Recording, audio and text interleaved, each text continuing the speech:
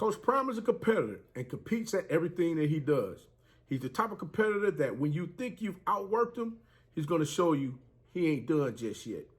And what we're beginning to see going on right now with the Jackson State Tigers football program is just that his competitive juices has kicked up a notch. I'm going to say it's dialed up 10 times higher than what it originally was.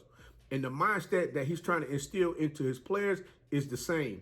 Whenever you get knocked down, you got to get yourself back up and you got to climb up a little higher to let everybody know, hey, listen, if you come at me again, we're going to have the necessary pieces in place to make sure that when we get knocked down, we're going to get back up and fight even harder than what we did previously. Jackson State shocked us all with that wonderful season that they had last year when they went 11-2. But today is a new day, and we're looking forward to seeing exactly what the Jackson State Tigers is getting ready to do this upcoming season. But these latest hires that he's bringing into the program, oh my goodness, I'm going to tell you right now, things about to change in a manner that you never expected them to be. We're going to get into it right after this.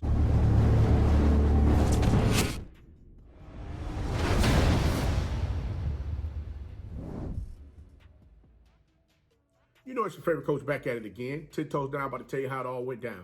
This is Tomorrow Leader Sports Network with your host, Coach Walker. If you're new to the channel, please like, share, subscribe. Hit that notification bell so you get all upcoming videos. For all my leaders out there, welcome back. Y'all know the drill. Y'all know the routine. If you haven't done so already, please like, comment, and share these videos. And hit that post notification bell so you get all upcoming videos. And don't forget, tap in a friend or two and tell them to come on in. It's nothing but positive vibes. We're just having a good time talking about HBCU sports. And don't forget, you can follow us on all social media platforms. The links are listed down below in the description. So without further ado, we're going to go ahead and get into this thing right now. We're going to tell you what's happening. Because I know y'all like, Coach, we didn't see all of the other stuff going on. What you got going on? What's your perspective on this thing?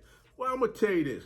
I've sat and I've watched Coach Prme make some changes within the coaching staff and different things as far as with player personnel, so on and so forth. You got to remember one thing. When a coach comes into a program, it's going to take him a couple of cycles before he gets all of the players into the program that he's looking to have to help him build that program in the manner in which he wants it to go. And guess what? He's just about gotten all of those players out of the program, so to speak, that was there, that, you know, are not contributing to the program in a manner in which he's looking for them to do.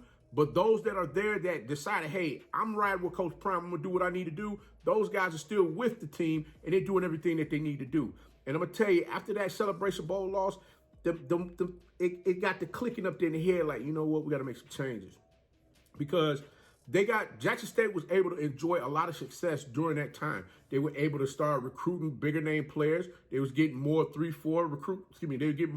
and 4 star recruits coming into the program. They was getting players from bigger name schools coming into the program. And then they got none other than Mr. Travis Hunter, 5-star recruit from College Hills High School right here in the state of Georgia, to decide he wanted to take his talents to Jackson State instead of going to a Power 5. And we saw the daggone country lose their mind. Oh my God, I can't believe why he want to go over there. I mean, it just got ridiculous. But understand one thing, when you're able to connect with a player and get a true understanding of where they're coming from and they understand you, that's something that many of these coaches out here don't have. And when you have the type of coaches that surround you within that program that has that same ability as you, guess what?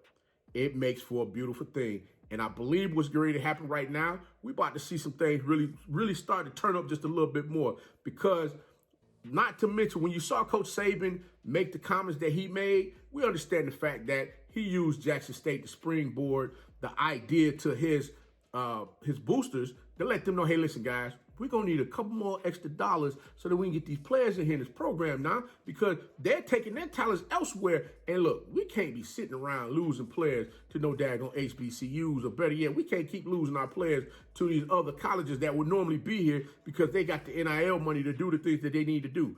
Yeah, I know colleges aren't supposed to be involved with the NIL, but you got the collectives. I'm just saying it is what it is. The game didn't change. And everybody understands that. But not only that, but you have to look at the fact that Coach Prme was able to get his first athlete drafted into the NFL, Mr. James Houston, the 4th, who got drafted by the Detroit Lions. So you already know that extra added pressure is there. The question is, can you do it again? And when you do it the second time, how many players do you actually think is going to get drafted from your program into the NFL second time around? Well, you did one this time. Me personally, I would be the type of coach to say, hey, I think I can get I think I got, like a spades hand. I got 5 in the possible.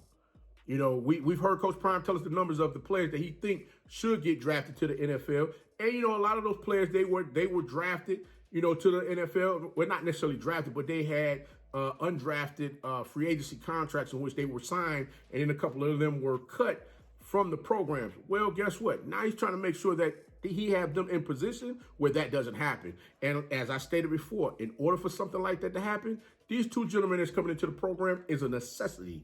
And what do I mean by that is that he's going to make sure that when they're out trying to recruit these players, they have all of the things in place that they need, i.e. trainers in place that's able to get them, get all the aches and pains, taken care of, put together programs for them to make sure that they're following those programs to the T to get them back out there on the field for them to be successful as they once were before they got injured. Not to mention the conditioning. You saw last season when they played in the Orange Blossom Classic. It was a little scary out there because a lot of those players looked like they were pretty much dehydrated because of the heat that was down there. We already know that heat index is something serious, and I plan on being down there myself for this game. So I think I'm gonna go ahead and start getting my hydration and everything together so that I'm good to go while I'm sitting out there watching that game. But I'm saying all of that to say the young man that they got coming into the program that is strength and conditioning coach, Mr. Maurice Sims. This young man is very decorated. I know everybody talks about, he came from the University of Georgia, the 2021-22 national champion football team. You're correct. He did come from there. Coach Sims worked as the head sports performance coach at Stack Sports Performance and Therapy right here in Atlanta, Georgia. Not to mention, he also worked at Army West Point, Indiana University, North Carolina A&T, Bethune-Cookman back in 2011 and 2012, and the University of Tennessee. Coach Sims is definitely a true asset to the program, making sure that those players have the things that they need for them to be successful out there on the field from a conditioning standpoint. Not to mention making sure that, again, if they're injured, they have plans in place to make sure that they bring them back along for them to get back on the field and be successful. Can't forget, there was injuries last season in which players sat out an extended amount of time. So making sure that they're out there stretching, making sure that they're hydrated, they're eating the right things, their dietary is right. Those are key things to make sure that your athletes is out there on the field ready to go and prevents them from cramping up in the manner in which they did last season, causing additional injuries. So that's a key element right there. Coach Prime, check that box off on his bucket list. And then he said, hey, let me move on to this next gentleman, because you already know Coach Bartolone is going to run that air raid offense. And with that air raid offense, the receivers as well as the tight ends, they got to be on point. Everybody got to synchronize together when you're out there running those routes, because basically you're trying to find those zones within the defense where those receivers or tight ends can sit and get themselves open. Not to mention, if QB1 should do a Sanders decide, hey, I want to run a little RPO out this thing where I can change the play up at the drop down at the line of scrimmage and say, hey, yeah, we could go ahead and RPO this thing based on the defensive front that he sees out there on the field, where it's giving them the lanes that they need for them to run that ball. Guess what? Now the lanes are there either for the running backs to run the ball, or if he himself can take off, pull it down and take off himself, he can go with it. So there's a lot of different things that we're going to see out of this offense next year with this next coach coming in to coach these tight ends. Who am I talking about? Y'all probably already know Coach Tim Brewster. He's going to come in there and get things in place with those tight ends. He has an extensive resume as well when it comes to where all he's coached. Yes, he's coached on the Power 5 level in programs like Minnesota, Purdue, Mississippi State, Texas A&M, North Carolina, Florida State, Florida, and not to mention he also coached in the NFL as well. So him having those NFL ties to help get those athletes ready and prepared for them to get pro day prepared for them to go and be ready to get out there to make sure that they put their best foot forward for them to be drafted.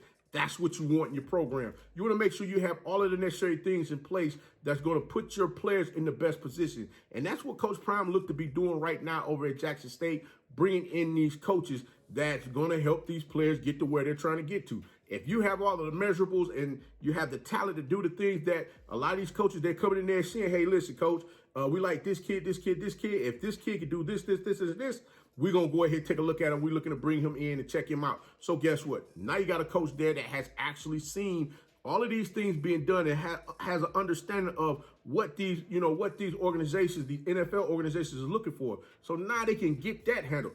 Boop, check that off too. Coach Tim Brewster coming there with all of that experience, but he has the experience to recruit as well.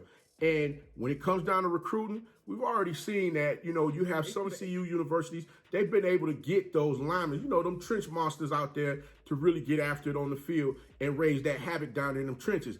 But remember this, everyone in the HBCU conferences have not had much success when it comes to recruiting offensive linemen, offensive and defensive linemen. Well, guess what? In order for you to be able to make a true run at beating teams, you got to have what?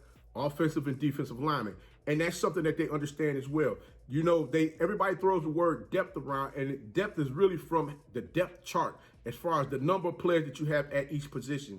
And with what Jackson State is doing right now, they have players that are interchangeable. What I mean by interchangeable is that they can either play center, guard, or tackle on the offensive line, or they can play guard or tackle, or they can play center or guard. So they're interchangeable when they need to put them in there in the game to make sure that they're able to continue to keep doing the things that they're doing on offense to keep moving that ball down the field. That's what it's all about. Move the ball down the field, putting points on the board. On defense, it's making sure that they're able to get out there, clog them holes, stuff them gaps, making sure that the opposing team's offenses is not able to run the ball on them and put that pressure on that quarterback for that quarterback to make an errant pass or errant decision to give the ball back to the defense. Jackson State fans, sit back and watch this thing unravel, because I truly believe that this thing is going to be special, especially when they get down into the Orange Blossom Classic. I think they'll be a lot more prepared from a hydration standpoint, as well as stretching, making sure that they don't cramp up or hurt themselves out there on the field. This is a marathon. It ain't a sprint.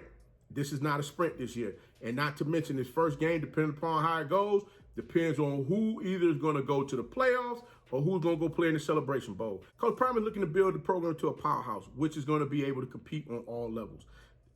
Building the program in the manner in which he's looking to build the program is not about going to beat another FCS team. I know a lot of folks out there like, well, you got 3 or 4 or 5 stars, you got all of this going on over here, you got that. You guys should be able to go compete right now and go beat these teams. It don't work that way, because you got to understand one thing.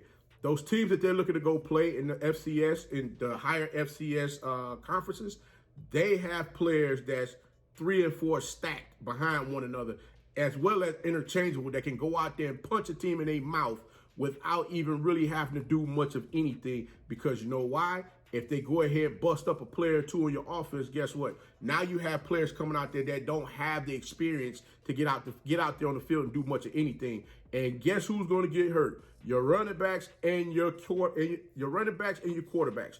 That's not what you're looking to do. You're looking to go out there, showcase your talents, to show that you're able to go out there, compete on a high level, and make things happen. Give Coach Prme maybe another recruiting cycle or two to see exactly which direction they're going to go. And then I'll come back and say, hey, Coach, I think it's time for y'all to go ahead and start playing some folks. But we're going to talk about that later on. But until next time, be the one and lead.